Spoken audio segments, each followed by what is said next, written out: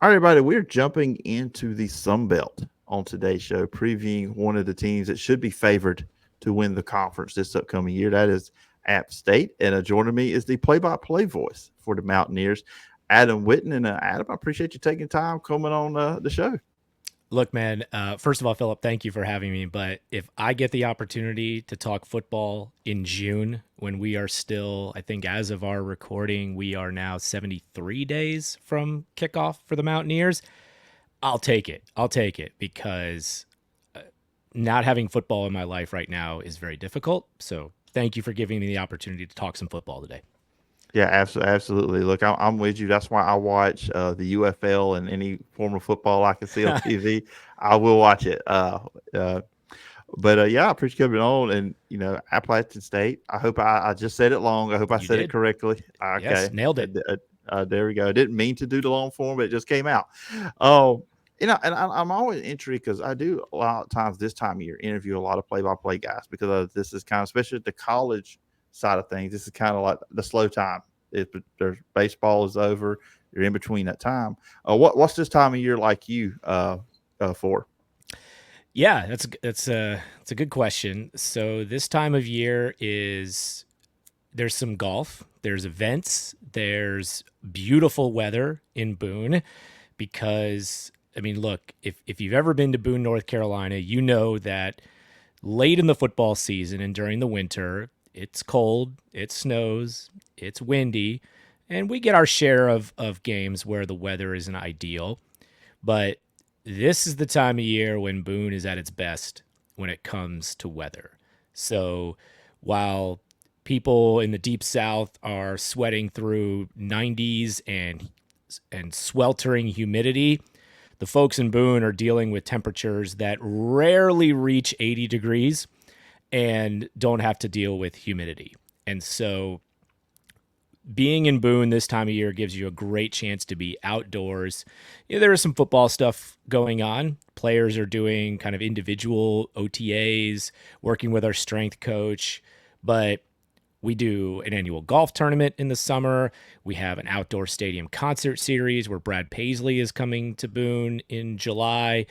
A lot of events where we utilize the wonderful facilities that we have and the beautiful scenery and weather that we get during the summer. So that's a lot of what happens in my world and in the world of a lot of App State people during the early summer months.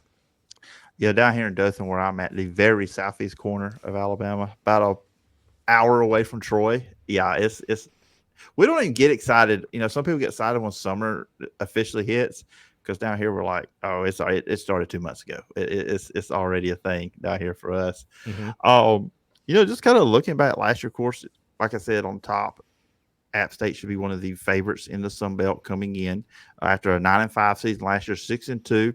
Finished second, but got to play in the Sun Belt Championship game. And what a turnaround too, because in 2022, the 6-6 year, and then going to 9-5.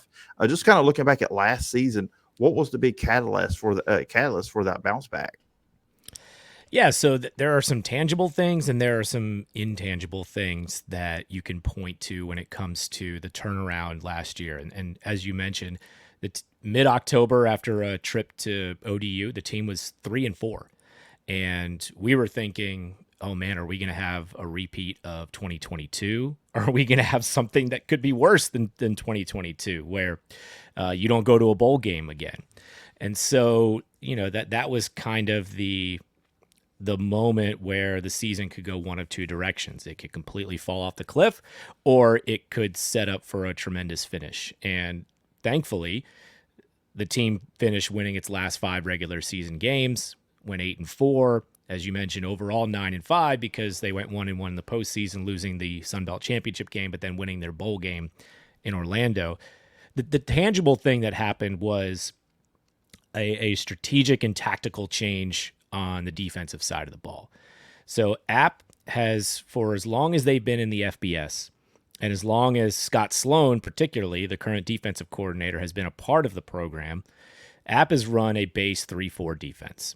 3 defensive linemen, 4 linebackers.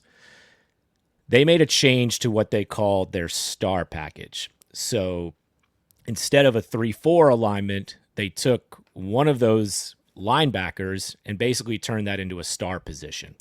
Fifth defensive back, nickel back, star. A lot of people have different names for that position, but it's a hybrid position: safety, linebacker, someone with more speed, can cover a little bit more. And so App made that change and then moved one of its outside linebackers, Caden Sullivan, who plays their anchor position on the outside, inside to an inside linebacker position. So that was the biggest change that they made in terms of what you see on the field. And they did that going into the Southern Miss game, which was at the end of October. And the early returns were not great. Southern Miss, if you go back and look at the numbers from that game, Southern Miss put up insane offensive numbers, particularly on the ground. Frank Gore Jr. had a whale of a game. But there were some growing pains. But App was able to make a rally, come back, win that game, make plays when they needed to at the end. And then after that, it really took off. Everyone got comfortable with the new setup, and the defense played incredible the remainder of the regular season. And so that was the biggest change that they made on the field. And the reason they did it was they said, we have got to just figure out how to put the best 11 players on the field. And we needed something to allow themselves some more speed, some more athleticism, maybe some more cover skills. And it really paid off. Now, the intangible thing is just the culture that is there within the program and in that locker room. Sean Clark used the phrase "keep digging" throughout the latter part of the season, and they had various illustrations and they had various props that they used to kind of to use that. But it was basically just the way that this program is always trying to say, hey, we're not just going to fold up the tent. We're not going to panic. We're not going to let go of the rope just because things get tough. We believe in our process. We believe in what we're doing. And so many of their losses were at the very ends of these games. Losing on a blocked field goal for a touchdown at Wyoming. Losing at the end against ODU. I mean, in North Carolina in double overtime. So it's not like that they weren't having chances to win any of these games. They just needed them to start bouncing in their direction. It's like, guys, we are so close. If we can just figure out how to win these close games, we're going to be fine. And they bought into that and they believed it, and the results speak for themselves. Yeah, I don't think North Carolina's going to want to schedule App State anytime soon after what they've dealt with the last 2 seasons. I remember the first time around when they played in 2022. I remember seeing the schedule. And of course, we didn't even know who Drake May was at the time. I mean, nobody did. I was telling people that's going to be a game. And it's like, no, I was talking about. I said, and they said, I had people text me after the game and say, you were right. I was like, that was going to be a fun game. And again, this past year, this coming year, I mentioned favorites in the Sun Belt. If not one of the best returners in college football and in the Sun Belt at quarterback. Joey Aguilar coming back, newcomer of the year last year in the Sun Belt, threw for over 3,700 yards, 33 touchdowns, 10 interceptions, also a running threat. What did you see with him last year and kind of like going into this season? It's really like his development as a quarterback and as a leader of his football team. Yeah, I mean, the two words that I use with someone like Joey are fearless and composed. Mm-hmm. Joey is, and the other word I would probably use is unflappable. And you referenced the North Carolina game this past season. That was his first start. And he played really well in that game. Never looked rattled, never looked nervous. Did he make perfect decisions every single time? No, but that's like you expect that from anybody, whether you're a first-year guy or a veteran. You're going to make some mistakes. But Joey's ability to shake off a bad throw, to not let big crowds or tense moments get to him. One of his favorite phrases to say, no matter the situation, is "ball is ball." You know, mm-hmm. And to him, it doesn't matter where you're playing, the stakes. If you're between those lines, he treats it like it's just playing in the backyard or whatever on the practice field. Ball is ball, and he plays ball as well as anybody at the quarterback position. He's got the size. He can make all the throws. You know, he can make quick decisions. he's tried to improve some of his fundamentals because he was making the jump from JUCO to FBS, and so things are a little bit more complex. And gradually over the course of the season, Frank Ponce, our offensive coordinator and quarterbacks coach, kind of put more into the offense for him. But they designed it to the point where he was going to succeed even with very little experience. And so Joey just continued to improve. He cut down on his interceptions. He cut down on his bad decision making toward the end of the season. Made smart decisions, throwing the ball away, going to his checkdowns, things that he didn't do early in the season as much that he started doing at the end of the year, and his numbers improved, especially his interception numbers were down toward the end of the season. But he is very accurate. He shares the ball, spreads it around. There were so many games when they completed passes to 7, 8, 9, 10 different receivers.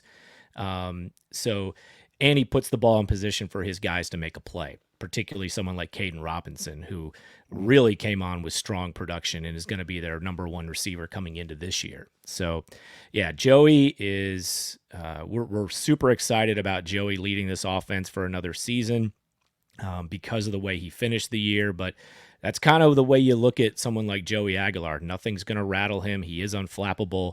And we'll take him into any environment, any situation, and he's going to be the same Joey Aguilar. We're going to go play at Clemson this year, go play at East Carolina. Tough atmospheres, right? And we're never going to worry about our quarterback being ready for the moment or being able to perform in harsh conditions. The thing is, too, with him watching some highlights from last year, he's really good off platform when he doesn't get to set his feet. And also notice on maybe some plays that requires him to get the ball out quickly, it's like a flick of the wrist. I mean, really a quick release too. So it's not like he has a long windup or anything. So he gets the ball out pretty quick and efficiently. Yeah, he can. He can do that. He does have a quick release. He's tall, so he can see over the top and be able to see those underneath routes really well, those crossing routes. But where he gives you an added edge, and it's tough to find this at the G5 level, is a guy who can stretch the field and do so accurately. Mm-hmm. Any offense, to be productive in your short game and your running game, you have to have the threat of being able to go vertical, and Joey can do that. If given time, and even under pressure, he can step up. He can make the deep ball throw accurately and force a defense to be honest, maybe force them to take guys out of the box and allow you to be a lot more multiple. And so, yeah, whether it's quick game or whether it's long game going vertical, Joey can excel in both of those areas. You talked about last year with the defense made that change and it helped the team out get into the Sun Belt championship game. This team was really good against the pass last year. 15 interceptions, fourth in the conference in allowing. Now the rush defense was on the other side of the thing there. Cornerback Ethan Johnson, all Sun Belt coming back. You've got linebacker Nate Johnson, 7.5 sacks, 8.5 tackle for losses. When looking at defense, what do you see from last year to carry over this year to continue that trend? Like I said, improve on that rush defense from last season.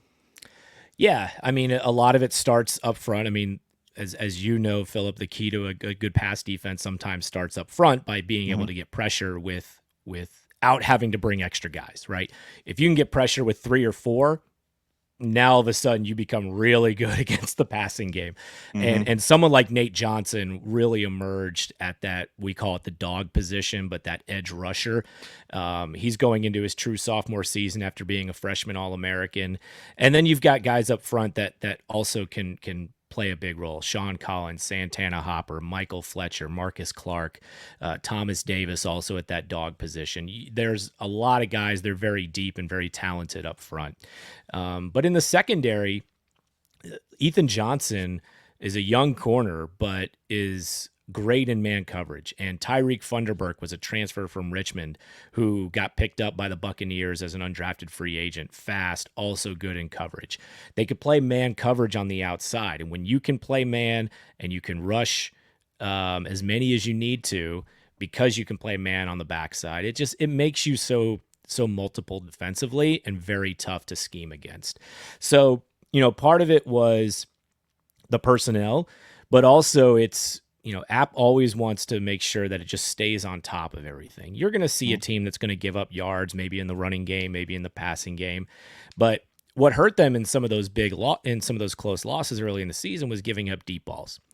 Giving up deep passes, long touchdowns, long plays, shot plays that were going to change the complexion of a game.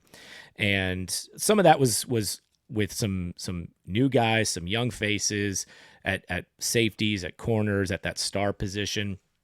But once they kind of gelled and they had extra defensive back on the field, they could keep more things in front of them, not give up deep balls, force more turnovers. I think that's really what helped in the passing game, especially. So some of it was personnel up front and on the back end, but also some of it was the scheme, and then eventually, getting comfortable and getting themselves immersed into that new star package to be able to make sure that we're just not going to give up the big chunk plays anymore, and we'll be fine. Because that's also a big reason why things turned around for the better toward the end of the year, especially defensively. You mentioned the schedule a little bit. That second game going to Death Valley, going to Clemson at East Carolina. I think East Carolina is one of them underrated venues in college football people do not talk about. I know you got the Thursday night game against South Alabama. As a Troy student, I'll probably root for you guys. I'm just going to be honest with you. If anybody else, a South Alabama person listens to this, I'm sorry, but not sorry. You're not sorry. No, you're not.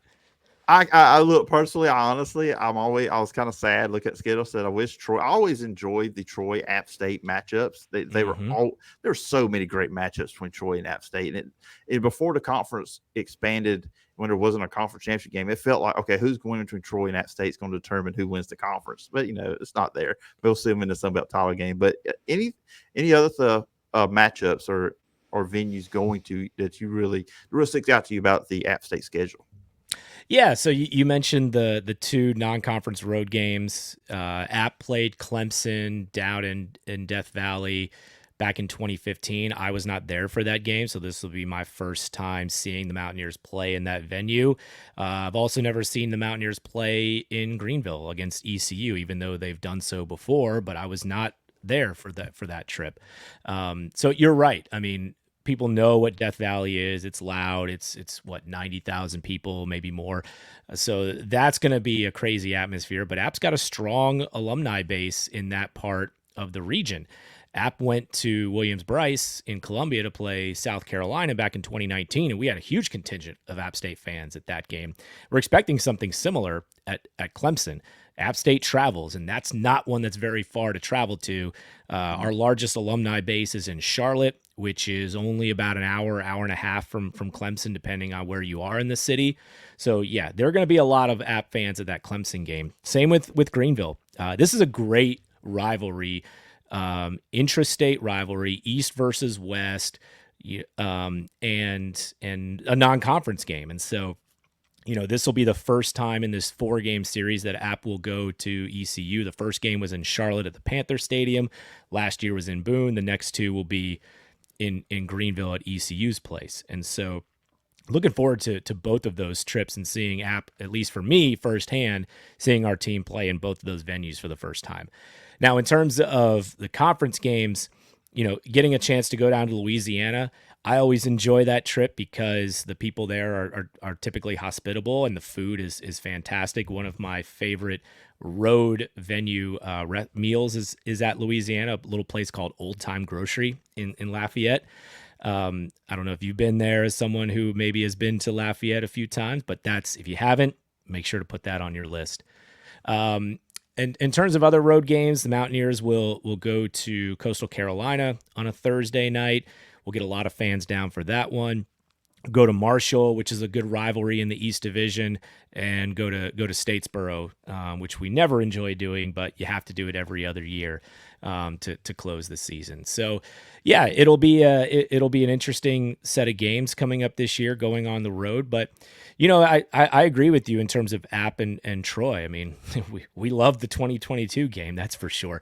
But I was trying not to bring that up for the local audience, but I know. But it's in some of these conferences, you have your permanent crossover opponent, an opponent that you play every year in the other division. There's too many teams in these conferences now to be able to have something like that. But if we were to be able to have something like that, where one team, where App would play one team from the West every year, and it was Troy, I think our fans would be okay with that. Yeah, so let's hope the two will match up in the Sun Belt. It's going to be a tough road for Troy, losing all who they lost, and John Summerall not there.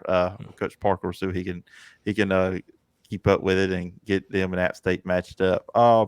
You got a few moments to talk about your radio career? Yeah, sure. Yeah, sure. If people are gonna want to keep listening for that, but I'll I'll do it. Oh yeah, this is always one of my favorite parts when I have somebody on that's a play-by-play broadcaster. I started off just when I started off. When did you know this was what you wanted to do? Oh yeah, good question. I knew in high school, honestly. I did not go to high school in the state of North Carolina. I grew up in Bradenton, Florida. I went to high school down there, but I was always a big sports nut, and but I was a very, very small person, height wise, and so I knew very quickly that sports was never going to be something that I was going to be able to do past high school, and so I got the broadcasting bug right around high school, and it seemed like a career I wanted to get into. Doing this for college, kind of attaching yourself to a particular school and being around for all of their games, that was something that really interested me. And so I got started helping out with our high school football broadcast. One of my teachers was the guy who also called the games on radio for our high school football team. So he got me involved in being a part of that. And then it really just continued immediately to App State. A part of the reason why I went to App was their campus radio station had a really good reputation. They had a sports department. They called games on their campus radio station. So the opportunity to get involved there and be able to potentially call games or help with the production of calling games immediately was very attractive to me. So yeah, that's kind of where it all started. I knew pretty early that this was a path I wanted to take. And I know anybody that gets into this business, they always have people they listen to or were around that were influences. What were some of yours? Yeah, so the first person that I ever heard do this type of work was Woody Durham, the late Woody Durham from North Carolina. So he was kind of the first. I didn't know a lot about this kind of a job growing up. I wasn't really around it as a kid. When I was following games, I was watching on television, so I didn't really listen to games that much growing up. But Woody Durham was the first person that I realized had this type of a role where you were the voice of a team. And I started being able to listen to him a little bit call games, and that was when I first said, "Ooh, I would really like to do a job like that." So yeah, listening to him was something I really enjoyed. It was much later when I got to college, but David Jackson, who was the previous voice before I started calling games, he still is. I still consider him a mentor, and he brought me in as a student, taught me so much, gave me incredible opportunities at a very young age. And I worked with him as a student and then as a young professional after I graduated. So, he was someone that I listened to and learned so much from, and no chance I'd be doing what I was doing without someone like him. And the other person I think I got a lot of some of the strategies and tips and advice from was Bill Roth at Virginia Tech. When I first started working for the company where I am now, Learfield, I spent 7 seasons as a studio host for the Virginia Tech Hokies, and listened to a lot of Bill Roth and Mike Burnup, and Bill taught me so much, and there's probably a lot of things about the style in which I call the game that are very similar to Bill because that's the voice I listened to. But he was so good at his job, cared so much, really wanted everything to be at the highest level possible. And so, yeah, that's kind of who I listened to early on as a kid, and then kind of as an early professional. Those two guys I owe most of the credit to in terms of helping to get to this point. We mentioned one of these earlier, but for you, is there a memorable game moment that really sticks out to you during your career? Yeah, well, I think most might expect me to say that Troy game in 2022 because Yeah. it was such a special day, and that was the first time that I ever went viral with the call and just to hear your voice and name mentioned on Sunday Morning Sports Center, like that's a dream come true type of thing for a sports nut kid like me. But I didn't exactly nail the call. It was not the most technically sound thing. So that moment certainly stands out. But I think my favorite, if I go back and say the favorite one that I've been a part of was probably last year's JMU game, where again, college game days in town and App wins on the final play. Go figure. Mm-hmm. But winning in double overtime, I felt good about the call. Amazing moment. Another signature win for Sean Clark in that program to beat an undefeated ranked team on the road like that. And especially because App had so much heartbreak in overtime prior to that. It had been so long since they even won an overtime game. Losing in fact, it was Troy back in 2015 was the last time they won an overtime game before that. So that's the moment that I'll probably look at the most fondly. But yeah, I mean, the Troy game, it wasn't necessarily the call, but just the aftermath of being across all sort of media headlines and videos and things like that was just something that I was not prepared for and was a whirlwind to experience. So that, and then the first signature win probably for Sean Clark was that Texas A&M win on the road right before Troy in College Station to beat a top 10 team. First time that happened since the Michigan game. So those are three that will stand out and probably will for a long time. Yeah, so everybody, if App State is ever at the location where game day is at, playing in that game, look out for Adam to have a big time call at the end of the game. App's going to win on the final play if game day is in town for it. There you go. Stay for all 4 quarters and overtime if that happens. Last question is one I always ask when I have a broadcaster on. Just if anybody's listening to this, checking this out. If they want to get into the broadcasting business, they want to, do this as a career, what would be some advice you'd give them?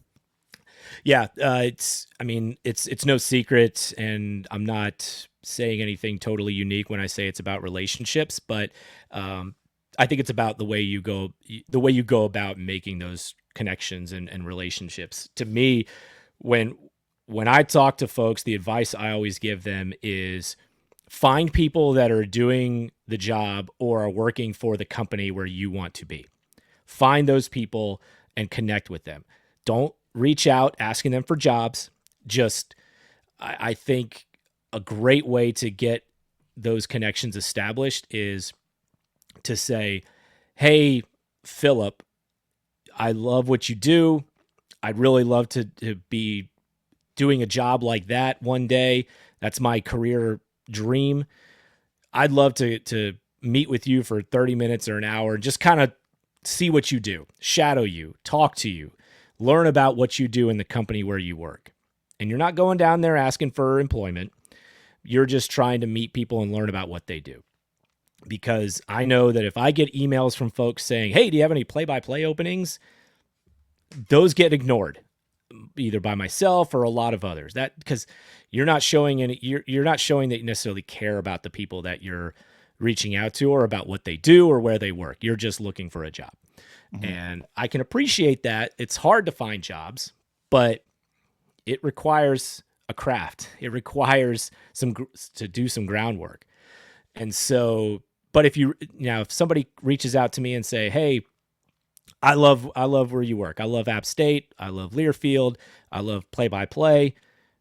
Do you have 30 minutes? I can come down there and we can grab a cup of coffee, or I can come down there and, just sit in your office and we can chat for 30 minutes. I'd love to just learn about what you do. I'm not going to say no to that. And a lot of people aren't, because I feel like that's coming from a good place. And if you do that enough, you'll build strong relationships professionally. And you can leave it by saying, hey, if there's ever anything I can do to help you out, let me know.